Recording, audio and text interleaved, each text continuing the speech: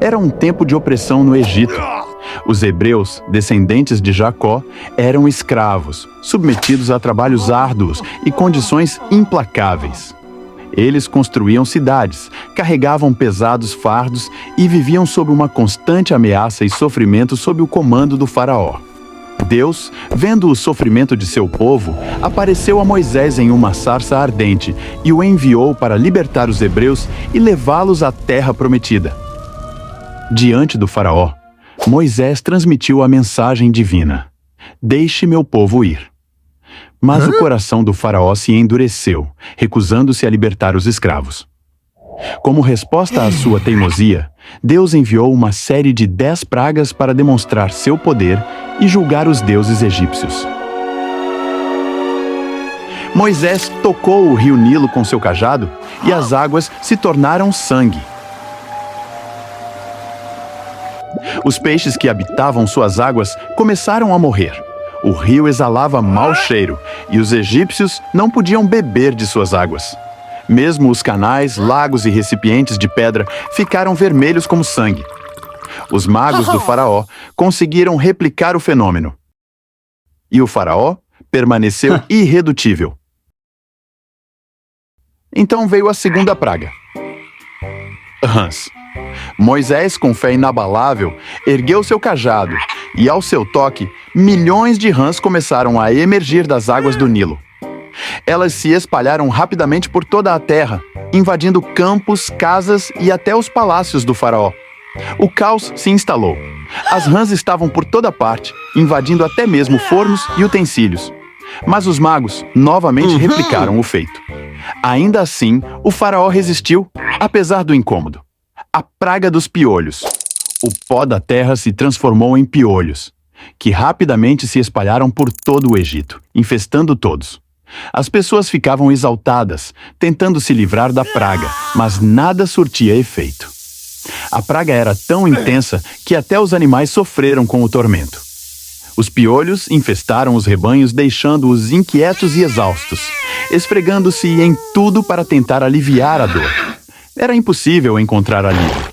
Desta vez, os magos do Egito não conseguiram replicar o fenômeno e reconheceram o dedo de Deus. Mas o coração do faraó permaneceu endurecido. A quarta praga: moscas. Nuvens densas de moscas invadiram o Egito, cobrindo tudo com uma nuvem negra e incessante. Elas se espalhavam por todas as partes, invadindo as casas, os campos e até os palácios. As moscas arruinavam alimentos, causando uma sujeira insuportável e trazendo doenças. O caos se espalhou ainda mais, tornando a vida dos egípcios insuportável. A quinta praga: a peste dos animais. Após os terríveis sinais anteriores, Deus enviou mais um castigo ao Egito, uma praga devastadora que afetaria os próprios rebanhos do faraó e de seu povo. Uma peste mortal acometeu os animais, fazendo-os cair doentes e morrer. Os egípcios viram suas fontes de sustento e alimento desaparecerem em questão de dias, enquanto o sofrimento tomava conta de toda a terra. Mesmo diante dessa calamidade, o faraó continuava a resistir. Moisés e Arão lançaram cinzas ao céu, e de imediato surgiram feridas purulentas em todos os egípcios. As pessoas se viam incapazes diante de tamanha praga. Os magos do faraó, afetados pela mesma aflição, não conseguiam sequer permanecer diante de sua presença. Mesmo assim, o faraó continuou a resistir, mantendo seu coração endurecido. A sétima praga veio com uma tempestade monstruosa. O céu se encheu de trovões e uma tempestade de granizo devastadora desabou sobre o Egito. Pedras de gelo e fogo caíam do céu com fúria implacável, destruindo tudo em seu caminho. As pessoas tentaram desesperadamente se proteger, mas quem estava a céu aberto pereceu, sendo atingido pela força da tempestade. Temendo a destruição total, o faraó admitiu seu erro, reconhecendo a força divina por trás das pragas. Ele implorou a Moisés para pedir a Deus que cessasse a tempestade. Mas, assim que a praga cessou, ele voltou atrás em sua palavra. A oitava praga trouxe uma grande quantidade de gafanhotos, invadindo o Egito como uma nuvem negra. As pessoas Horrorizadas, tentaram desesperadamente se proteger da praga, mas os gafanhotos devoraram tudo o que o granizo havia poupado. Árvores, plantas, colheitas, nada restou. O Egito ficou em ruínas, com a terra desolada e sem vida. Agricultores choravam de dor e sofrimento ao ver tamanha destruição. O faraó, mais uma vez, manteve seu coração duro diante do sofrimento de seu povo, recusando-se a ceder. A nona praga, a escuridão total. Por 3 dias, uma escuridão densa e palpável cobriu o Egito, mergulhando a terra em um silêncio absoluto. Nenhuma luz conseguiu penetrar o véu de trevas que se estendeu por todo o país. As pessoas não podiam ver nada, ficando paralisadas. As casas estavam em completo abandono, e o Egito foi tomado por um medo profundo, como se a própria natureza tivesse se revoltado contra eles. Mesmo assim, o faraó permaneceu obstinado. A morte dos primogênitos, essa que seria a mais aterrorizante de todas as pragas. O anúncio final foi terrível. Na noite marcada, os hebreus seguiram a ordem divina, sacrificaram um cordeiro e marcaram suas portas com seu sangue, para que o anjo da morte passasse sem ferir seus lares. Então, o anjo da morte veio, percorrendo becos e vielas de toda a cidade. Com silêncio e leveza, ele flutuava para dentro das casas. As portas marcadas com o sangue do cordeiro eram poupadas, mas nem todos seguiram a ordem divina, perdendo assim seus queridos primogênitos. Os choros e gritos de dor e desespero ecoavam por todo o Egito, envolvendo a terra em uma tristeza profunda. O anjo da morte percorreu desde os grandes palácios até as pequenas casas, sem fazer distinção. Ao fim da praga, muitos haviam sido poupados, mas naquela noite, no Egito, a dor e o sofrimento reinavam.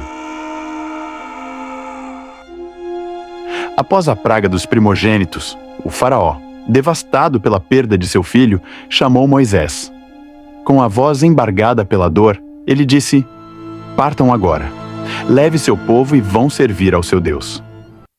Com a ordem do faraó para que os hebreus partissem, a alegria tomou conta dos corações do povo.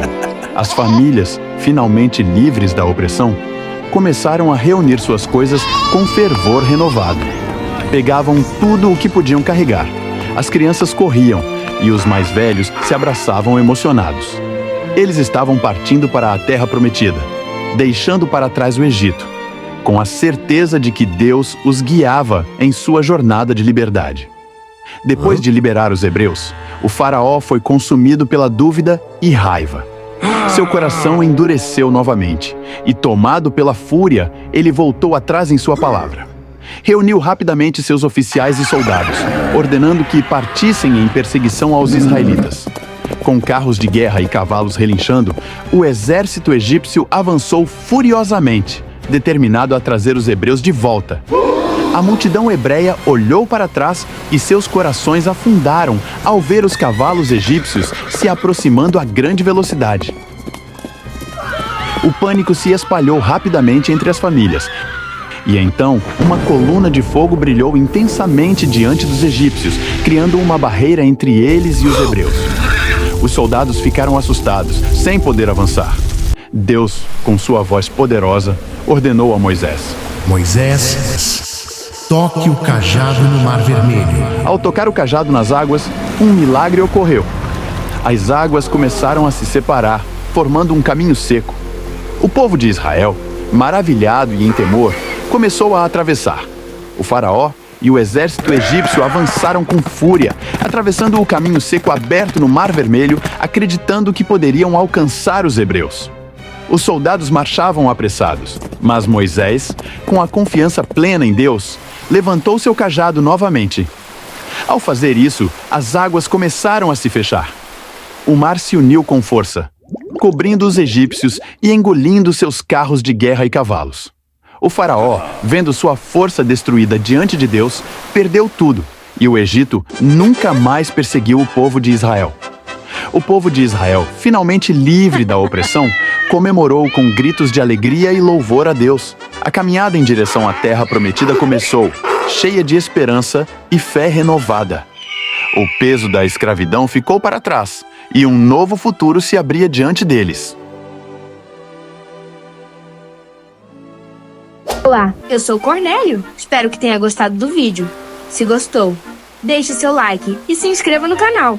Agora eu vou atravessar o mar antes que se feche. Torçam por mim.